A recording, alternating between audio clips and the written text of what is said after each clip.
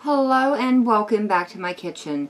Today I'm going to be making the killer mac and cheese from the Rock Kitchen Cookbook. The ingredients I'll be using are elbow noodles, aged cheddar cheese, onions, butter, and flour. For the seasoning there's salt, white pepper, cayenne, and ground mustard powder. I'll also be using milk and heavy cream, some chicken stock, panko breadcrumbs, parmesan cheese, and a little bit of olive oil. These are all our ingredients, so let's go ahead and get some of this stuff moved out of the way and I can get started.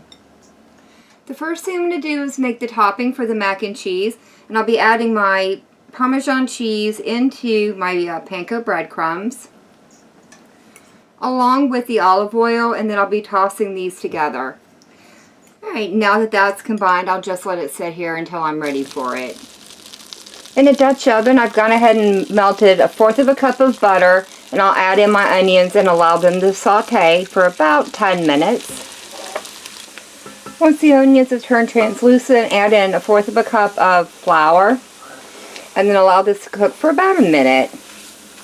The next thing to go in is 2 cups of chicken stock and 2 cups of milk. I'll allow this to simmer for about 10 minutes or until it starts to thicken up and coats the back of the spatula.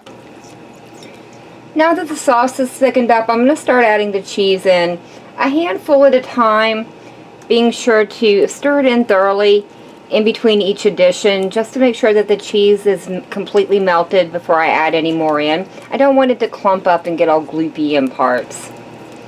Once all the cheese has been melted, add in 1 cup of heavy cream along with the seasonings. Now that those have been incorporated, I'll add in my 3 cups of dried elbow macaroni. I'm going to allow these to cook here on the stove for about 2 to 3 minutes or until the noodles start to swell. You want to be sure to continuously stir those so the noodles don't stick to the bottom of the pan. My noodles are just starting to swell up, so I'm going to pop it into a 350-degree oven where I'll bake it uncovered for 30 minutes. After 30 minutes, I removed the macaroni and cheese out of the oven, and I'm just adding the topping onto it now. Alright, this is going to go back into the oven for an additional 15 minutes. When the mac and cheese came out of the oven, I allowed it to sit on the counter for about 10 minutes just to kind of set up and cool down. Now all I have left to do is try it out, and I have to say this smells absolutely amazing. My house has smelled so good for the last 45 minutes. One thing that I noticed is the noodles have really absorbed all of the sauce, so this isn't really a ooey gooey cheesy kind of mac and cheese. But with that being said, this is definitely a killer mac and cheese. It is incredible. There's a little bit of spice from the cayenne that's really enjoyable.